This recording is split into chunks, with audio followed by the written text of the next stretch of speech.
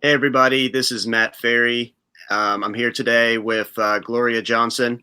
She is a state representative out of Knoxville area, and we're going to have a conversation about what's been going on lately. Our state representative. Hold on one second. Sorry. Area. There we go. All right, got to mute myself.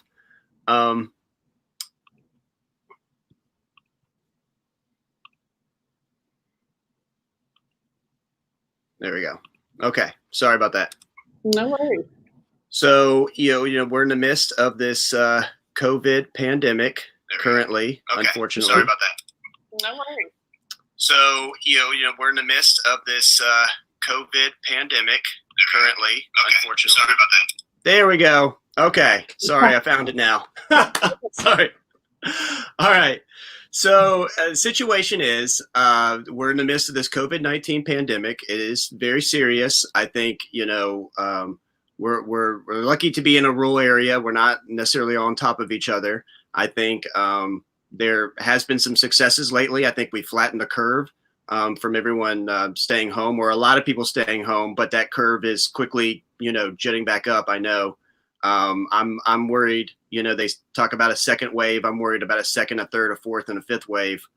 But when the state legislature, when our elected leaders, from the top, from the very top, heard about this, they had an opportunity to create a coherent strategy on this and to put money towards it accordingly. And there's really been an incompetent response from the federal government and an incompetent response from the state government as well.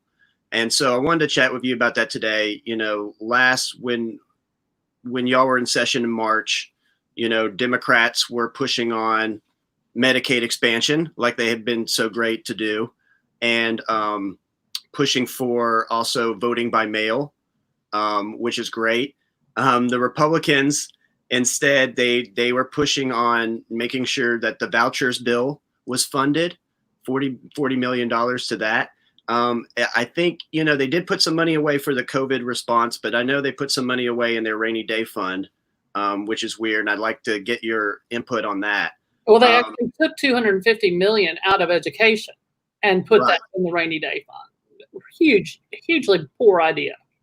Right.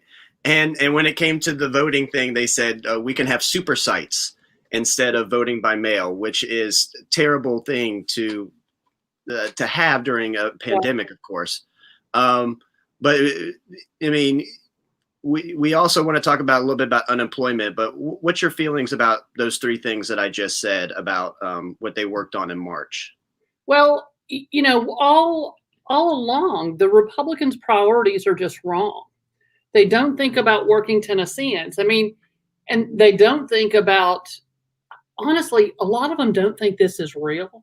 They laugh about it. I walked in the building this morning. We're all supposed to be masked, all of those things. I walked into the building this morning. There were two representatives standing at the members' elevator with no masks on. So I start walking past. I have my mask on because we're supposed to wear masks in common areas. I have my mask on. I decide, well, I'm going to pass by them and go to the other elevators further down the hall, but, I want to be safe. And so the elevator opened for them to get up, and I did not see the legislator. I'm pretty sure I know who it was who was on the elevator and said, "Oh, you all look wonderful without your masks." And they're like, "Oh, we're not afraid." Just really smug and dismissive and not taking this seriously. And it's not a brave thing not to wear a mask. I mean, quite frankly, I think it shows a little bit of your ignorance in not understanding science and what the experts say. Correct. And so, I went into committee to run two bills today, and they did put up plexiglass partitions between the seats. Good. But there's behind if you're sitting back from the desk, which I typically do. And I think one member, the Democrat, I believe, was wearing a mask. Everyone in the audience was wearing a mask, except a couple of the members that were presenting bills. And it's just so weird that they think the rules are for everybody else and not them. And or then it's not, because they kind of make laws that affect other people and not them. And Right. so it's quite interesting, and it's not about how tough you are by not wearing a mask. It's really about how little you care for your fellow man. Right. That's what I'm hearing. And I made a tweet about it. I talked about when I came in and what they were doing and saying, and people were just like, oh, I'd cough on them. Well, the reason I'm wearing a mask is because I don't want them to get sick. My mask doesn't protect me, it protects them. And we can disagree, and I cannot think that they're acting very adult or very intelligent, but I don't want them to get sick. Right. They don't seem to have concern for other people. They just don't. And there's a limit of 3 to an elevator, and the elevators are marked, but not the member elevator. And everybody who comes in the building, their temperature is checked, but not the members. Well, there's 132 members in the building. If you're not checking our temperature, what is the point of checking anybody's temperature? And it's just like as if they can't be bothered by it. Me and Bo got in about the same time on Tuesday when we were supposed to come in, and we parked in the garage, and he goes, well, I heard they're not taking temperatures at our doors, so we need to walk around to the front door. And so we start walking around because we were trying to be responsible and get our temperatures taken. Oh, no, members don't have to do it. And I just thought, what's the point? Because a lot of the members could care less. They couldn't care less about wearing a mask and social distancing. And they're right up next to each other in the hallways and all of that stuff. It's just kind of shocking to me that you can ignore what the experts are saying. But then again, on the other side of that coin, what you were talking about at the national level, where there's no cohesive plan. And quite frankly, that has been my issue at the state level with, I kept thinking, if we had a comprehensive plan that everyone in the state understood and everybody in the state was doing the same thing, we could really, people would know what their job was, they would know what our goal was, and we could do, more to prevent the spread. And you talked about the curve, but we're seeing more cases now than we've ever seen. So I'm not concerned about a second wave. I'm concerned about this first wave not stopping. Right. And we're seeing growth in the rural areas. We have the man in Ray County say, oh, well, gosh, our numbers really went up. I don't know how. I'll have to look into it. He didn't even know where the growth was in their numbers. We don't have contact tracing. We don't have a national plan, and we don't have a state plan. They talk about it, but they're not doing it. And it's really frustrating. People feel the lack of transparency in what the true numbers are, the lack of transparency in the plan and what's being done. And then, much like the president, when he just quit having COVID briefings because it wasn't making him a hero, the very next week that our governor stopped having daily COVID briefings. And now he does once a week. And he never talks about unemployment. And he doesn't talk about unemployment because there are thousands of Tennesseans suffering like you wouldn't believe, who haven't had a check in 9 and 10 weeks now. They can't feed their families. They can't pay their bills. I talked to 2 guys who lost their cars already. I mean, it's just unbelievable. And the governor, we knew in March, we talked about this, that there was going to be massive unemployment. We had to be ready for that. And they didn't hire anybody new at that time to train these adjudicators. It takes a while to train them. Just this past week, they hired a bunch of adjudicators. And it takes 2 weeks to train them. We're 10 months in, and they're just now hiring staff to handle these tough cases. That is unbelievably poor planning. We knew what was going to happen.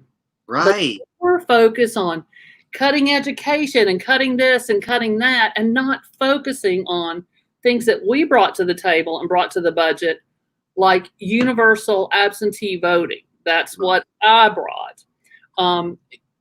Medicaid expansion, which was John Ray's Clemens amendment to the budget. Yes. There was a bill that Rep. Hodges had for non-salaried hourly employees, who don't make as much money. Something for them. We had something for seniors. But we're not testing our seniors. We're not testing our prisons like we should have done. Right. We don't have rapid testing. They say if you want a test, you can get a test. Our governor says that. Mm-hmm. It's not the case. I've talked to way too many people who couldn't get the test that they needed. Yeah. And so, and at this point, it's like, why should I get a test that's going to take me 7 days to find out if I have it when I've got 7 days of exposure to people, So nothing that they're doing is making scientific sense. Right. They open up based on a date, not based on data. Mm-hmm. And it's showing. It really is showing because our numbers are creeping up. We're on the list of the next states to boom. Nationally, Rachel Maddow talked about it last night. We're on the list of 24 states expected to see climbs. We're on a list of 6 or 7 states who are more with the RT formula that if you're 1-to-1, you're okay. But we're one of the few states that our rate of transmission is more than 1-to-1. And so we're going to go climb exponentially. Right. And it is because we have a problem at the top in the state of Tennessee, just as we have a problem at the top in the national. Sorry, I talk a lot about it, but it's really frustrating to me to know there are plans written from other countries and other areas who've done a good job. We know what to do. They're ignoring those plans. Right. We have experts. We've got a great one in Nashville, the president of Meharry. He's been really doing a good job of disseminating some information about this, but Governor Lee isn't trusting in his advice. He's trusting in the president's advice.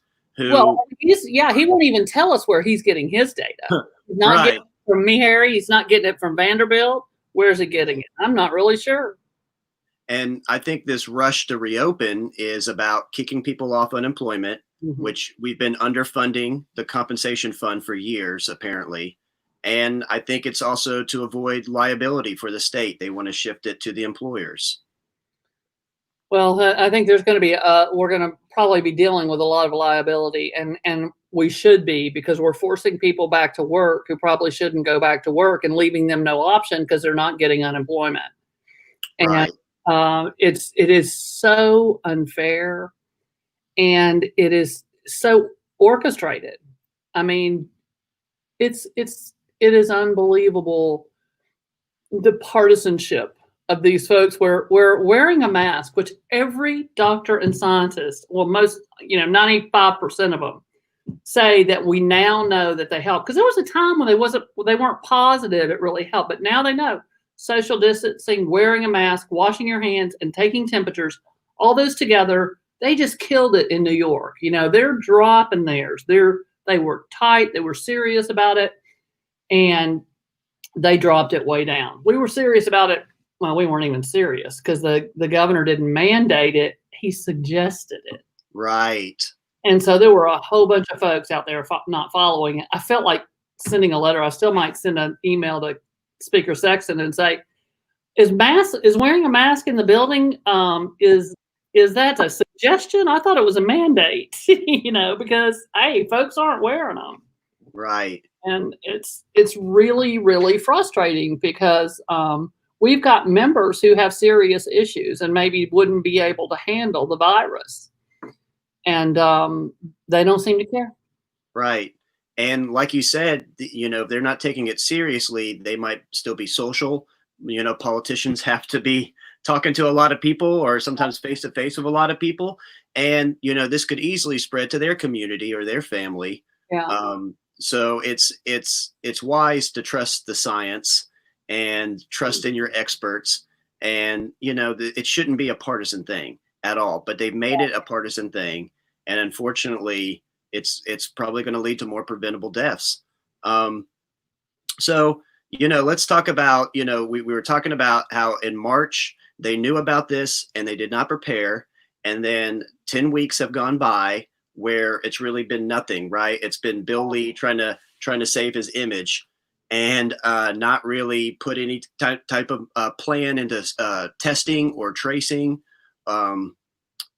Now we're here at the end of May, beginning of June, and a special session is about to start.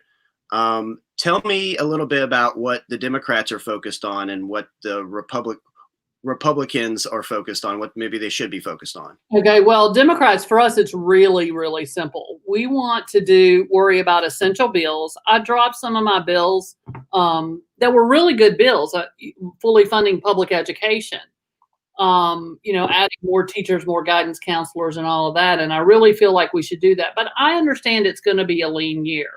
And so I understand that maybe running those bills that have a bigger fiscal note, just, not the time right now. And so I pulled a couple of my bills that I didn't think really addressed the issues we're facing and that sort of thing.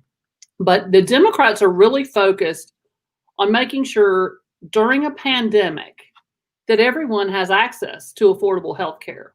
Yes. One of the things that we had a Zoom meeting with the Democratic caucus and the comptroller, and also Dr. Fox, who's an economist from the University of Tennessee. And he talked to us about, expectations for how short we're going to be this year, or how to make it up, what to worry about. But what Dr. Fox said is you don't cut education in years like this. This is when you really keep that investment in education. Right. And it's really frustrating because I'm certain that they've already done some cutting, and I'm certain there's more coming. And so they're not listening to the experts. I also think that we need to solidify our workers, our essential workers, and making sure that those folks are getting the things that they need. Because so many of those workers and the situations they're in, they do not have health care. Right. So essential workers who are out there constantly get sick, we don't have the care for them. Oh, sure, they're beefing up primary care centers. You can go get a test and they can diagnose you. But if you have to go to the hospital, you're out of luck. You seem to lose your home and everything else, because that's tens of thousands of dollars. Yeah. And so we've got to if Medicaid expansion was meant for any time in the world, it was certainly meant for a pandemic. Right. It's literally a no-brainer, which begs the question, what are the Republicans doing? Somebody called me today and asked me about it. Because she was from another state and has moved here. And she said, what is their reasoning? I said, they don't have an answer for the reasons not to expand Medicaid. A couple of times I heard Speaker Sexton say it was socialism. That was one answer. But the reality is it is massively successful in every state that's done it. Yes. People have gotten back to work because they were able to get the care they needed. In Ohio, the Republican governor expanded the first year that they could. People got on the rolls for insurance. They had a massive opioid issue, just like we do here in Tennessee. With Medicaid expansion, they're able to treat 96% of those folks in Ohio with opiate issues. Wow. In Tennessee, we treat 13%.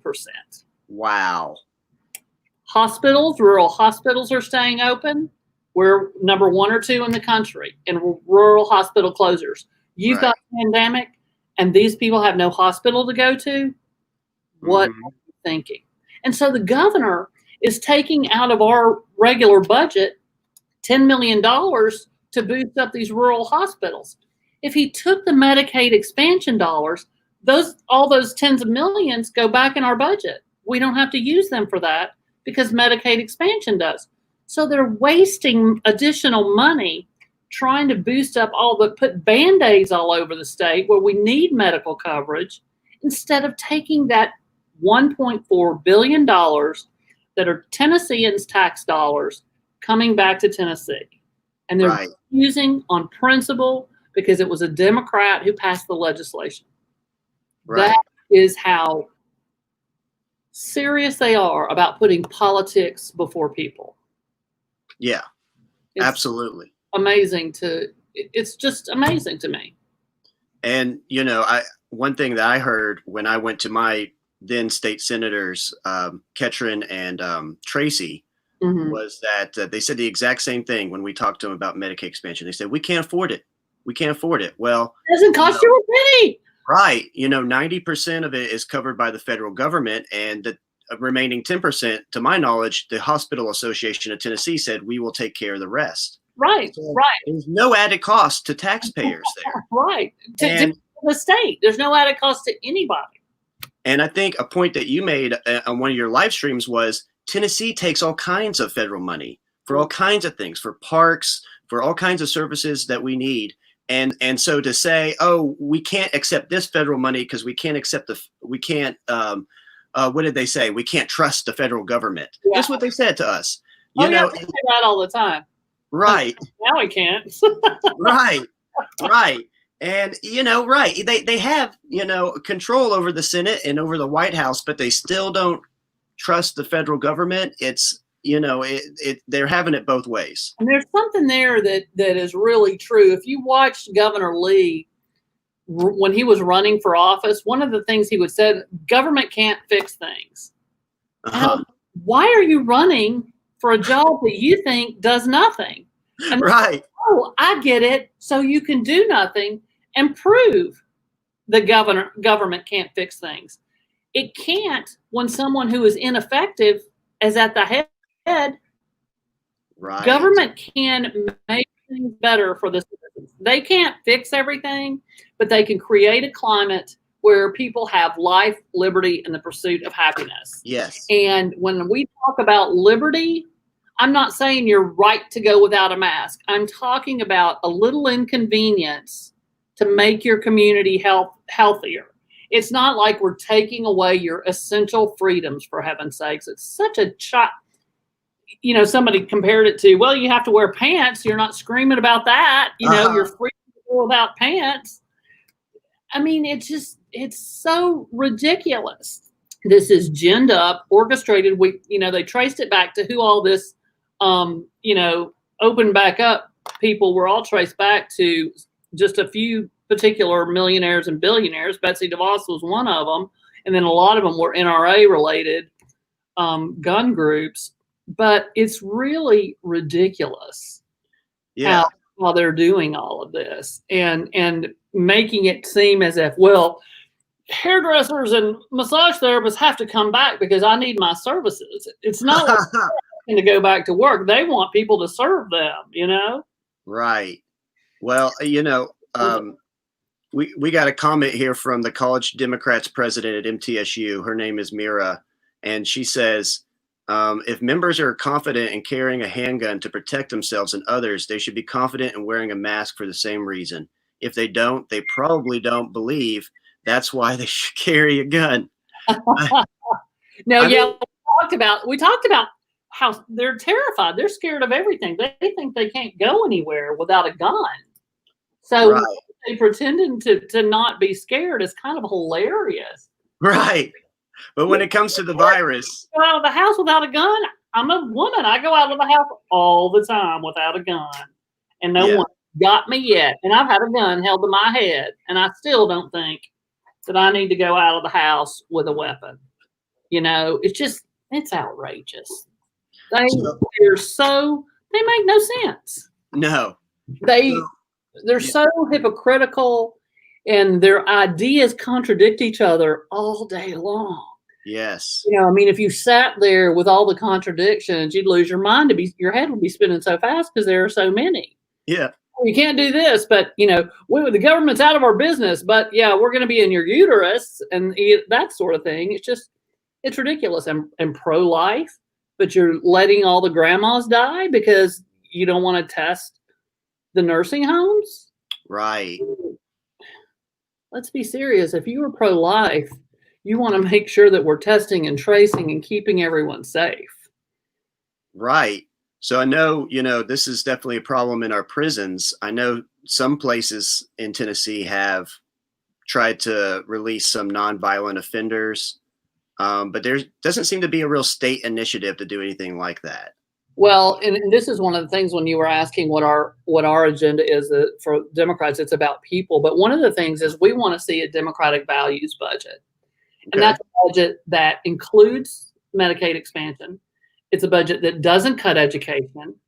It's a budget that invests in the worker. And it's also a budget that talks about things like where everything doesn't have to be how do we cut things out of the budget? How do we generate more income? And one of the ways would be by doing some criminal justice reform and releasing some nonviolent prisoners. Right. We save a lot of money in our budget by releasing people from prison who are nonviolent folks who would do fine out, getting back into the workforce and getting some training. And the other side of that is medical marijuana. Mm-hmm. Almost 80% of Tennesseans support it on both sides of the aisle. We could start allowing a crop to grow. It would make money for the state. We don't have to do so many cuts if we're generating more revenue. And we can do that. But all they want to think about is cutting what we consider essential things like benefits to poor families and the 25% of kids that we have in Tennessee that go to bed hungry every night. Right. They want to cut their education and cut the services in their schools. We want to keep all those services, but let's look at things in the budget where we can cut down. We have reserves. You don't want to spend down too much of the rainy day fund because next year, like you said, we might have more of the resurgence of the virus. But we can spend a little of the rainy day fund, and we also have reserves we can use. There are other funds that have money in them that we can use. Everything doesn't have to come out of education and healthcare and things like this. There were a bunch of tax loopholes that they gave in this past year's budget. Yes. And one of the things that really infuriated me was the biggest tax cut in the budget was a $21 million tax cut that went to one company, FedEx. Mm-hmm. And FedEx had just gotten two massive federal tax cuts over the last 2 years to the tune of billions. Why are we giving them a $21 million tax cut when that should be going to working families in Tennessee? Then there was another tax cut of $5 or $6 million that went to large corporations in Tennessee. And then the professional privilege tax. Let's put a hold on that this year. There's a lot of ways by getting rid of some of those loopholes in our budget that we could do instead of cutting what most of us consider essential services. Right. And so, we were talking about the bills that they're trying to pass now. And gun bills. What's that? Gun bills. Right. The permitless carry. Transgender bills. There's not a single bill from the Republicans that I saw that mentions the word health or, nothing that mentions anything to do with the pandemic. Right. Our bills, for a large part, are related to the pandemic. It's health, it's education, it's working people, it's criminal justice reform. That's what we're talking about. And they're talking about constitutional carry and arming students on campuses went through today, and not allowing children to play on certain sports teams, which stands to risk us losing millions of federal dollars. Right. But, to them, it's worth it just to go after those kids who are a little bit different. Yeah. I mean, are you kidding me? You've got 3 bills that attack children in this legislature, and we're in a pandemic, and this is what you got. Right. I'd be so ashamed and embarrassed. I mean, it's ridiculous. It's if it wasn't so horrible, it'd be laughable. We're in a pandemic, and you got 3 transgender bills, 4 or 5 gun bills. Are you going to shoot the virus? I don't even know. I don't know what they're thinking. Right. Are they trying to pass any kind of COVID relief? I have not heard anything mentioned from their party at all. Nothing. There might be something there, but so I haven't sat in every committee, but that's like tomorrow I've got a bill that's healthcare related. And because there's the lawsuit against the ACA that could take away pre-existing conditions, Yes. in our Tennessee code, it says that you can prevent pregnant women, that it's a pre-existing condition. And so if that bill against the ACA goes back, women go back to being pregnant as a pre-existing condition.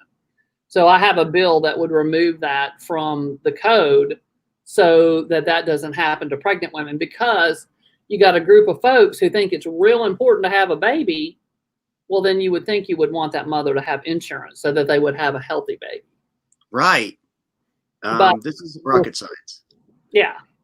But their version, pass it or kill it tomorrow. Yeah, their version of pro-life is to defund everything that could help a mother and her kids. So it doesn't make any sense. Yeah, under these guys, we lost 120,000 children in Tennessee lost their health care. Yes. And you heard precious little about it from them. Right. And it was what, $700 million in TANF funds that Tennessee. And add in the other portion that was for child care, whatever, it totaled almost $1 billion. Yeah. And they just let it stockpile up. Are they doing anything with that? I haven't seen any. They're supposed to be. There's a task force. Every time I hear task force, I get nervous because that's another way to not do anything. Right. But it's so ridiculous.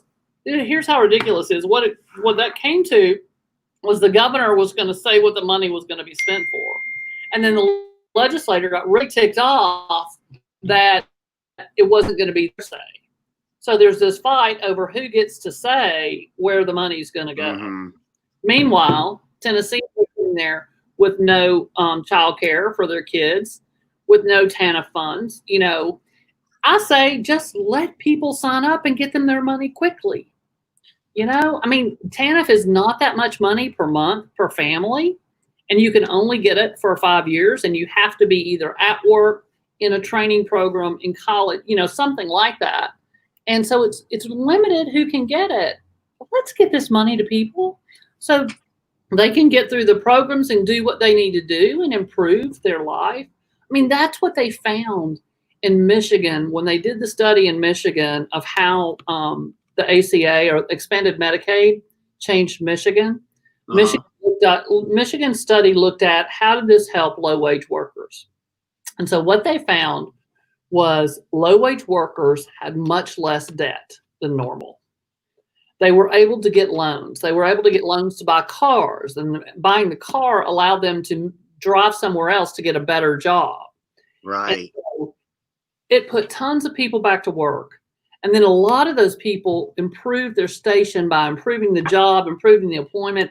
They had much less debt, huge lowering of the debt for lower middle class family, low wage working families. And it was a huge boost to Michigan's economy. Michigan said, at that point, I think when the study finished was right before my 2018 election. And they said, you're paying partial tax right now, but this has made enough money for our state that we could easily pay the 10% forever and ever, because it's just done so much for our economy. And Tennessee ignores it and keeps people sick and keeps people poor. And they just don't think about long range, unhealthy people cost us more money. In addition, in Ohio, in addition to being able to treat those with opiate issues, also 37% of those on Medicaid expansion who were smokers quit smoking. So going to Medicaid expansion allowed them to quit smoking, to get on a program to quit smoking. Right. 17% drop in ER visits. These are things that we could be doing for hardworking Tennesseans who are in that bracket that don't qualify. They don't have health insurance at their jobs. They don't make enough to buy it, and they don't qualify for anything. Mm-hmm. We can turn that around and see a boom to our economy. Yes. And the economics is there, the math is there, the research is there. There are over 40 studies of how well Medicaid expansion is working everywhere. and they are ignoring everyone. Right. It's, not only the humane choice, it's an economically a good choice. Right. Yeah. Everybody always says, oh, don't use that argument. Use the economic argument. They don't care. Yeah. They really don't want poor people to have insurance. They don't want to be able to go to the same doctors they go to. Right. I really feel like that is the case much of the time. I mean, I really feel that. Mm-hmm. Well, I think they. My heart. Right. I think they hate upward mobility of any kind. Yeah. They despise the middle class. They want to take us back to a place where there's two classes of people.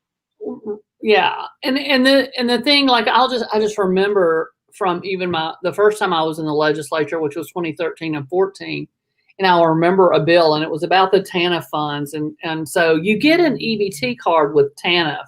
And so that's cash on your card. And it's only, at that time, I think it was $184 a month.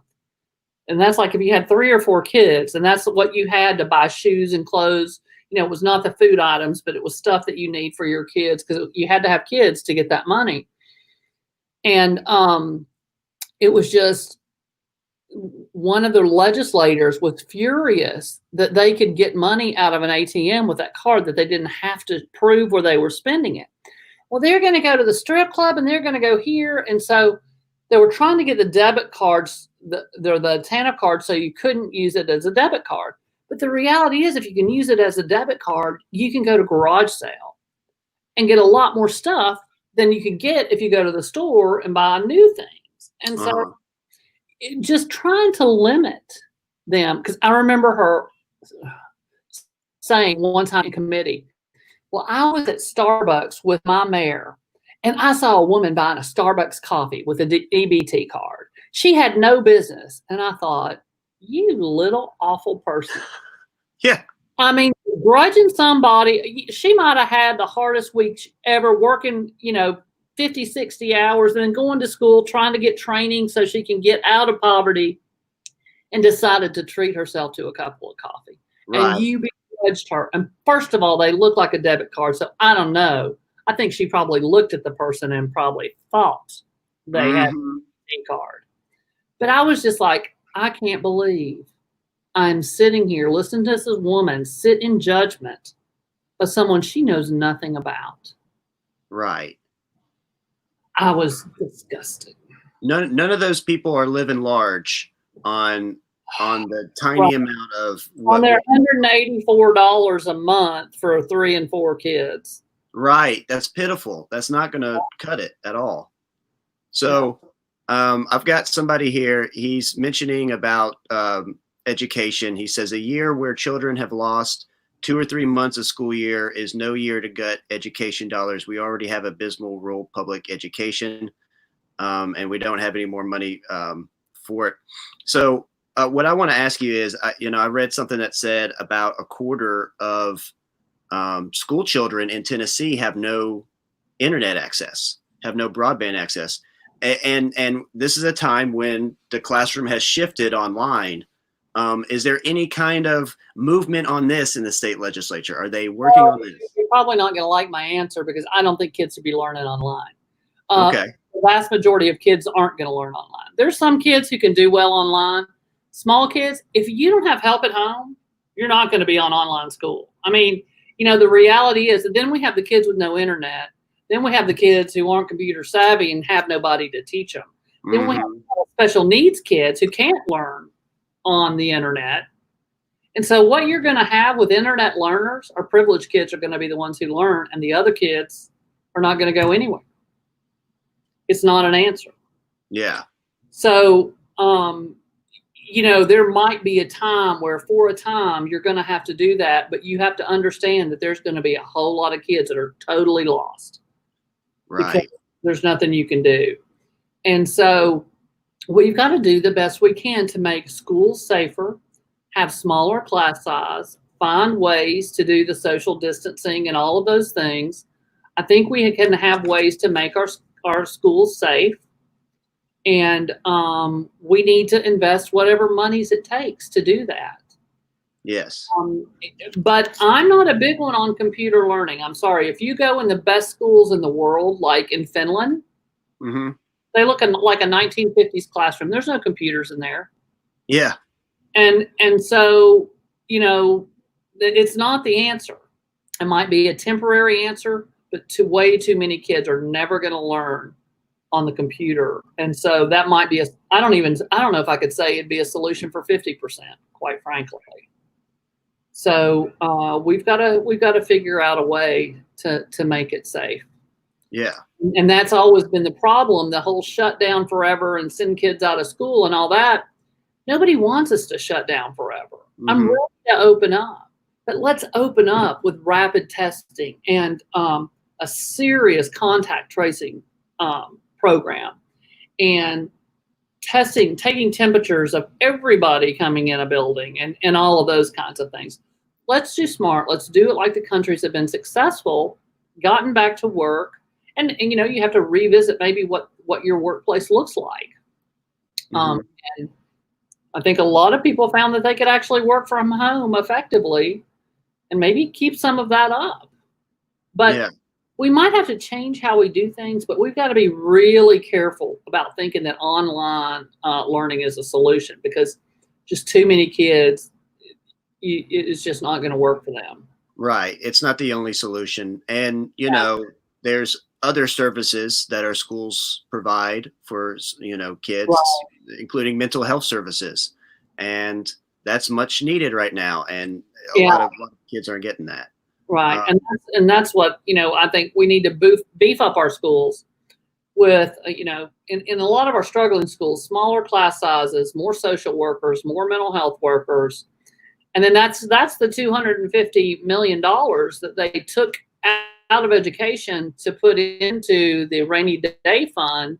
That was the $250 million that was our trust fund for mental health in our schools. Wow. And they just pulled it right out. And I can't say that we've ever needed it more than right now. I don't trust that rainy day fund. I think that when it's really, really rainy, they're going to use it on helping their business buddies out more so than helping see. Yeah, corporate buyouts. This corporate slush fund, which a whole lot of that fast track fund. When I brought my amendment to have universal absentee voting, and I way overestimated the cost and it was like 15 million. And I said we could take the 15 million from the fast track fund, because the fast track fund had a $90 million overage from the last year that we didn't use. And then they just added 60 million more. And I'm like, why can't we take 15 million out of that fund to do the absentee voting so people can stay safe? Oh God, we can't take from the fast track fund. And that thing is a fund that Haslam created to give, it's a corporate slush fund is exactly what it is. He gave money to companies that owed millions in EPA violations and things like that. Don't give that money to bad actors. Let's give it to people who need it. Mm-hmm. And they had a secret little slush fund for bribing those legislatures on the voucher bill. Bribes, yes, they did. $4 million that's frozen. I haven't heard about that one lately. If it's unfrozen, is there an investigation? Not an investigation. But I can promise you there was at least one felony committed, because there was a bribe to Representative Wendell to change his vote to be given the rank of general. That happened. Yeah. And how we're not talking about that every day, all day, I will never know. Right. Because to me, that was one of the, I've got a list of the most disgusting things I've ever seen in the legislature. That's in the top 3. I bet you have a novel. To me, that's like selling a piece of America. Those are our core values, our military. And you just sell a rank for a vote to take away tax dollars from public schools to go to private schools. What kind of sick individual do you have to be to think that's acceptable? Right. I don't know. So I do have a question. We did kind of touch on this, but I do want to kind of clarify this. I have a friend who's saying, what has the governor done to implement rapid testing and what's being done to prepare schools to open back up. He's pretty much done next to nothing, Correct. as far as I know. And there's money for that. We got federal CARES money, the CARES Act money, to go to our schools. I think Knox County used their CARES Act money to buy computers for every kid. Well, if you didn't have internet, well, okay. Right. So I'm not sure what that's all about. But what we did find out too is our school budget is going to be $4 million short. So we're cutting staff. So it's time when we should be investing in those schools. We're literally in Knox County are having to cut staff. Wow. And that's just unacceptable to me. And we have got to do something. I mean, they're right. We've got to make our schools safe, because if parents don't feel comfortable sending their kids, that's going to be a horrible situation. We have to make sure that the teachers feel comfortable, that the kids feel comfortable, and the kids' parents feel comfortable sending their kid off. And I think we can do it. And I think that's like, we have to beef up the custodial staff for one thing. And we have to take every kid's temperature, get a temperature gun and take every kid's temperature when they come in the morning, and make it very clear that if they don't feel good, they need to let somebody know, and do as much social distancing as you can. Kids are really, if you're straight with the kids and you have a routine and they understand it and they understand why it's important, they're really great at being a team player. Right. They're brilliant, and kids are kind of amazing at dealing with things, sometimes better than adults, quite frankly. I think that I've had classrooms that would have dealt with this better than some of the legislators I saw this morning. So, that's just the reality. Kids are pretty awesome, but you have to trust them, and you have to tell them why they're doing what they're doing. They're cool. They can handle it, and they'll be on board, and you can make it almost a game, where it's like, oh, you can't get within this far of the next person and whatever. But for as long as we might need to do that, but you can do it. You can't do anything perfectly. I have a friend who's a doctor, and I was like, oh man, I went up to a friend and, forgot, and I hadn't seen him in so long that I hugged him, or they hugged me and I hugged back. And then it was like, oh no. And he goes, nobody's ever going to be perfect. You just do the best that you can. And every bit that you do makes a difference, So of course, kids aren't going to be perfect, but they'll try and they'll give it their best, So let's all get out there and work together and not make fun of somebody because they're wearing a mask, and nobody's afraid. Some people are just smart and they respect this virus because they know what it can do. Right. So to sum up, there's no coherent strategy from the federal government. There's no coherent strategy from the state government overall. There's no strategy to slow this in our nursing homes, in our senior living facilities.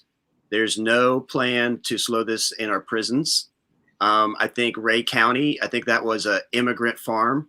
We've heard next to nothing about that. That was immigrants. It was almost as if the same way with, that's prisoners, or, those senior citizens.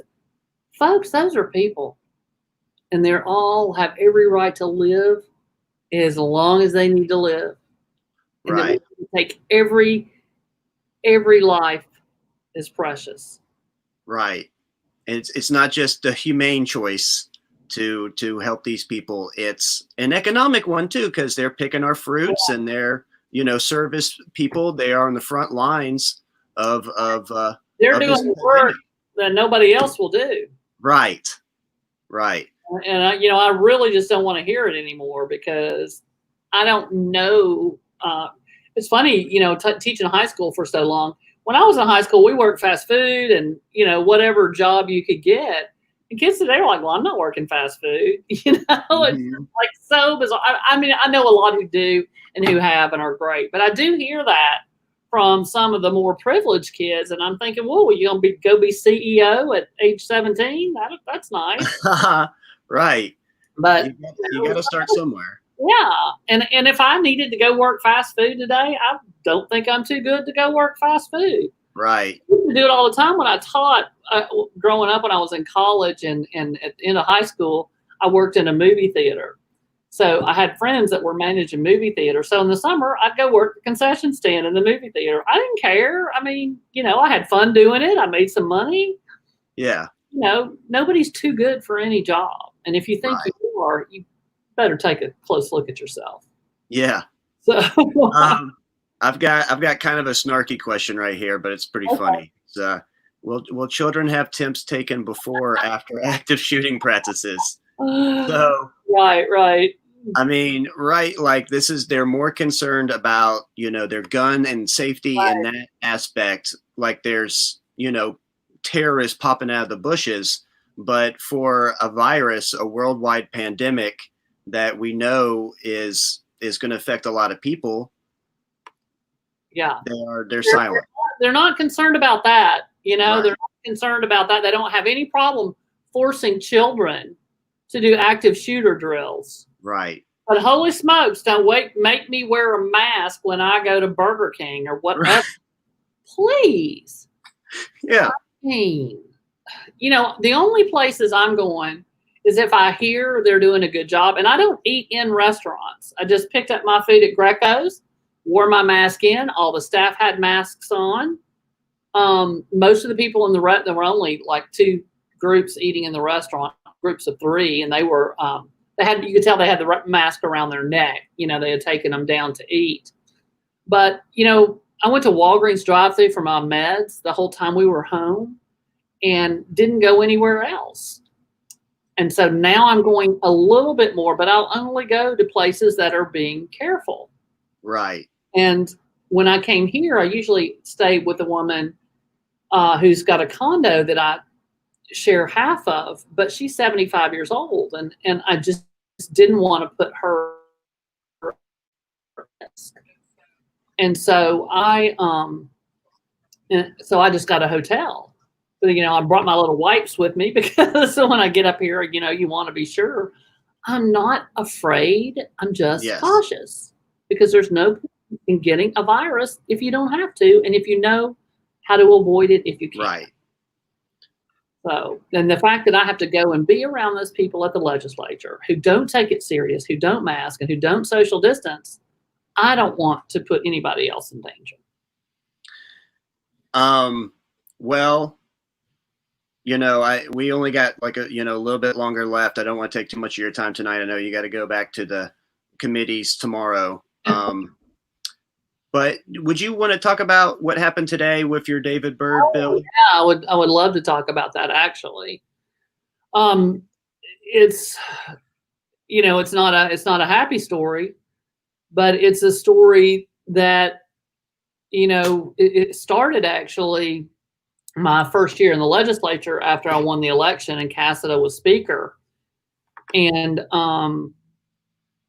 I became familiar with the Byrd situation and got involved with the protesters and said, sure, I'll join you and I'll support you and I'll be here for you, but I believe in everything you're doing.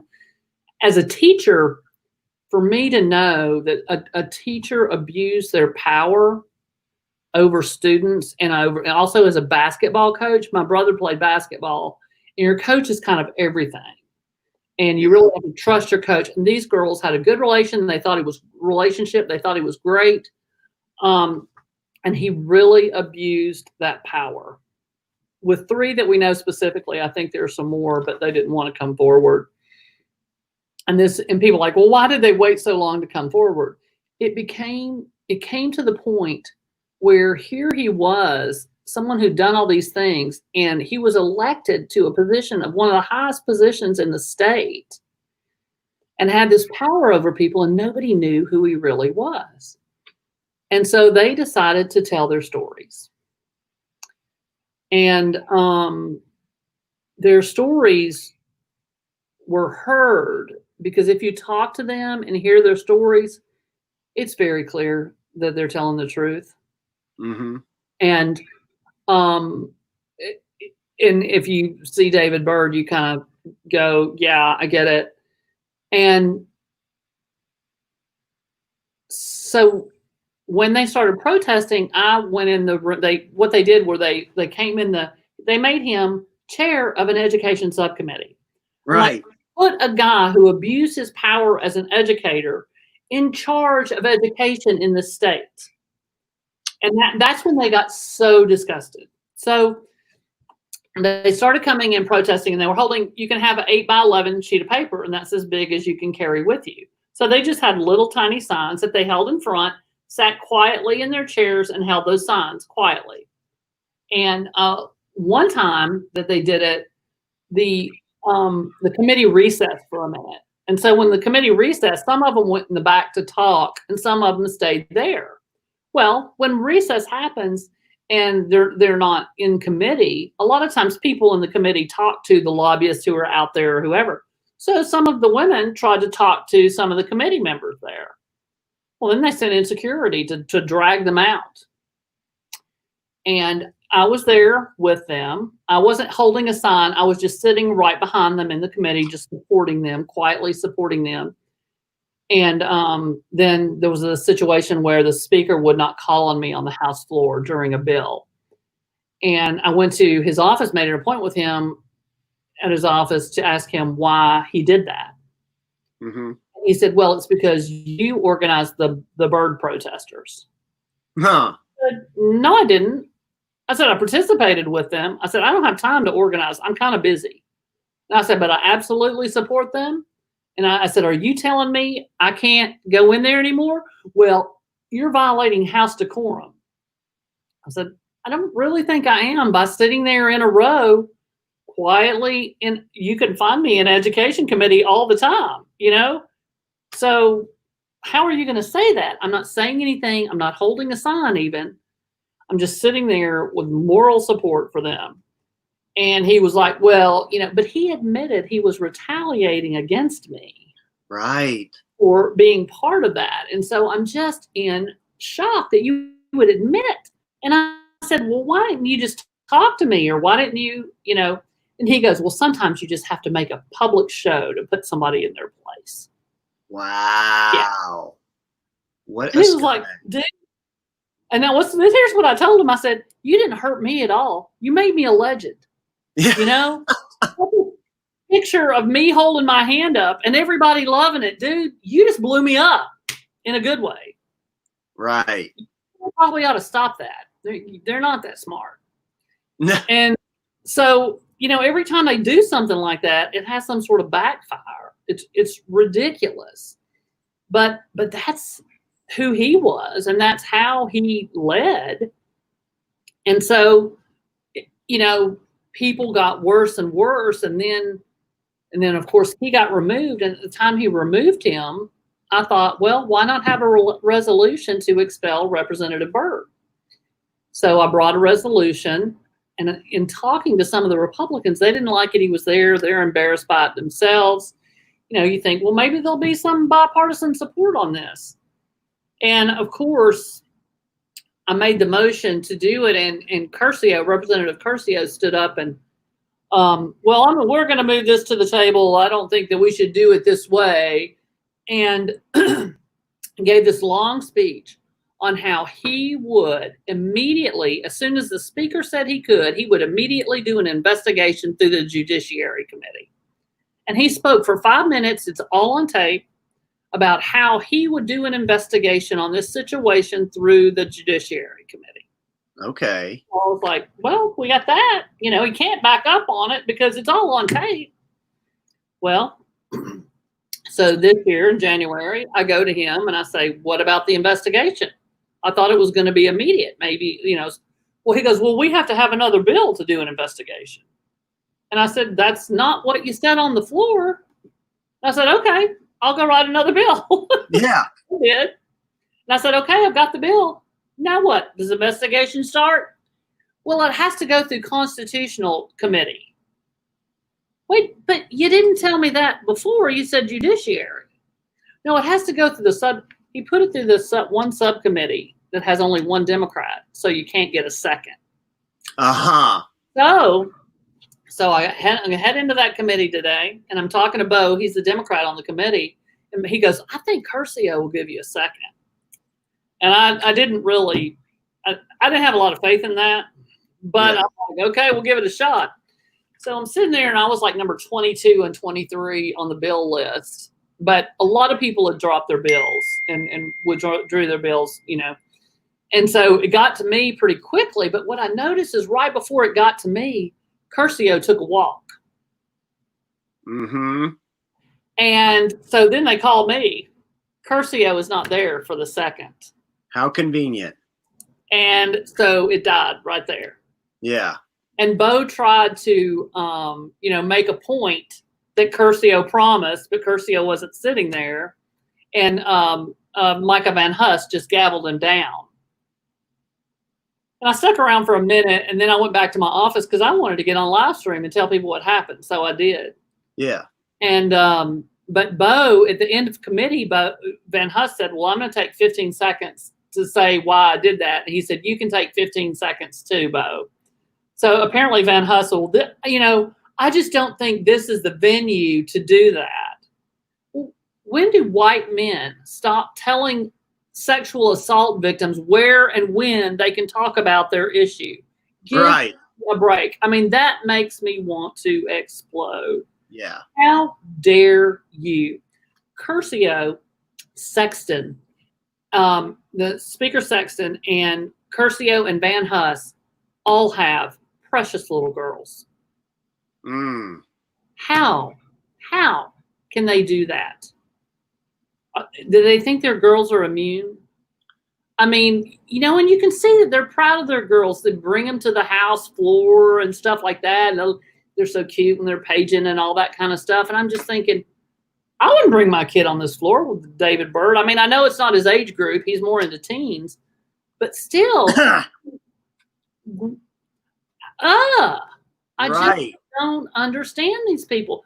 Think about your children. Think about your daughters. Even think about your sons. You know, they're not immune. This can happen to anybody. Listen to these women. But Christy Rice, one of the victims, was sitting in the balcony when Curcio made that promise. And she was going to be there. My bill was on the calendar before we had to take the emergency leave in March. And she was going to be there. And I saw Micah Van Hust in the hall. And I'm like, well, Micah, you know, my bill's coming up. And he goes, well, it's not going to get a second. And I said, you mean I'm going to have one of the victims there to speak, which she was promised she would get a chance to speak her truth? And you're not going to give her a second? She's going to drive all this way and you're not going to give her a second. Unfortunately, because it was such short notice, she couldn't be there today. But he had no trouble not giving that bill a second. And just killing it right there and silencing the voice of those child sexual assault victims. And, you know, if you understand how it affected life, she was a high school basketball player, one of them, who was really good. There were, you know, scouts and things like that sophomore year were coming to watch her. Then all this happened and she lost her love for the game. And he would tell people, oh no, she's a head case. Well, now because you broached that relationship, you abused that power of a person in position of authority. Yes. And totally destroyed her view of what that looks like. Mm-hmm. You don't think that that's going to, so that could have hurt her chances for college and anything else. People don't think about that. They say, oh, well, he's a good Christian man. And that was 30 years ago. You know what? I really don't care. I really don't care how many years ago. And he sat on that phone call. We have an 18-minute, I listened to it, the entire 18-minute call where he was saying, oh, well, you just don't know how hard this has been for me. That is what he said. You don't know how hard this has been for me. Playing the victim. Yes, yes. Not once about how hard it was for her and what she may have lost and what damage was done to her. And then in his election, after all of this came out, after Speaker Harwell said he should resign, after Lieutenant Governor Randy McNally said he should resign, He ran for office again, and the GOP spent thousands of dollars on mail demonizing the victims, saying that they were doing it for political reasons and that they were unhinged, Right. re-victimizing the victims in this case. And that is so ugly and so disgusting to me. Absolutely. And it boggles the mind, the depth that these people will go to for the red team. Mm-hmm. You know, they will cover for an admitted, credibly accused child molester Right. rather than standing up for victims of sexual assault. And I can tell you, 2 people listened to the victim. Governor Bill Lee sat down with the victim and Right. listened to her, and he said, I believe her. Mm-hmm. Representative Bill Dunn, when he was up for speaker, what they wanted to do to all the speaker candidates was have them talk to her and see what they would do. Bill Dunn talked to her, and he said, I believe her. Wow. Speaker Sexton would not meet with her, and Matthew Hill would not meet. I don't know. I don't want to say about Matthew Hill. I can't remember about Matthew Hill, but Sexton wouldn't sit down with her. But you're the one who's broken with House decorum. Yeah, right. Like Cassida, we find out all the stuff he's doing. Right. Taping my office. He's got a spy on me. He's texting just racist stuff and sexual stuff. His assistant's doing coke off the desk. Mm-hmm. I'm violating office decorum. Yeah, we had a big old laugh about that. And Jeremy Durham, right. They protected him. And oh yeah, they protected him. They lost, nobody talks about it, but everybody knows about it. The female member that left, there's a reason she left. Mm-hmm. And it should have been somebody else and not her that left. Right. And they covered it up. They covered for him. I mean, he did get ejected from the House, but that was only after he became such a headache. So yeah, just like you said, 30 people forward or something. What's that you said? I said something like 25 or 30 people came forward with, complaints against him. And he was a piece of work. Mm-hmm. He came in the same time I did the first time, and I was like, he would have been one of my students in school. I mean, I worked with behavioral disordered kids, and he was like a kid out of control. I mean, literally. Well, I had a friend who worked, she was an intern at the legislature around like 2000, 2001. Uh-huh. And he wasn't an elected official at that time. He was just a staffer or an aide. And, but, she said on day 2, they say, watch out for this person. Don't be alone in an elevator. And she said they named Jeremy Durham. So they knew for years what kind of stuff he was doing. Yeah, it was funny when we had initiation. We have a training that we do at UT at the Baker Center. It's a really cool training. And so all the legislators went. It's in January, right before we start session. So it was snowing. And we had a dinner at the football stadium at UT, and we got to go in the locker room, and we had dinner in the president's box, in the sky box at UT. So that's kind of cool. But we were all going, they were like, oh, we're going to take you in the locker room, but be sure not to touch anything. We've got recruitment day tomorrow. All the recruits are coming. It's all set up. Just, go and look all you want, take pictures, but don't touch anything. So we go in there, and he goes running up to the little Peyton Manning shrine, picks up the helmet that was Peyton Manning and puts it on his head. Take my picture. Take my picture. Just didn't register. Then we go back to into the other room, which is next to the field, and it was snowed. So the field was beautiful. It was solid white. And the guy, whatever you do, don't go out on the field, because every place you step your foot, the grass will be brown. So do not go out in the field, on the snow. There he went, running out the door, onto the field. Take my picture. Take my picture. I mean, I was just like, y'all, this boy ain't right. Yeah. This is not a man. I don't know what this is, but, just maybe he was doing, I don't know if he was doing, I don't know, but it was bizarre. It was the most bizarre thing I'd ever seen. I was like, this guy got elected to what? Right. And he was getting, he was sexually harassing, sexually assaulting women at the legislature. I remember there was one story. The girl was not underage, but she was underage to be drinking. Yeah, right. And he gave her beer. Yeah. Right. Went out and got her drunk and then had his way with her in the office. Yeah. That's okay. That's apparently house decorum, according to, Cassidy, Glenn Cassidy and Beth Harwell. Mm.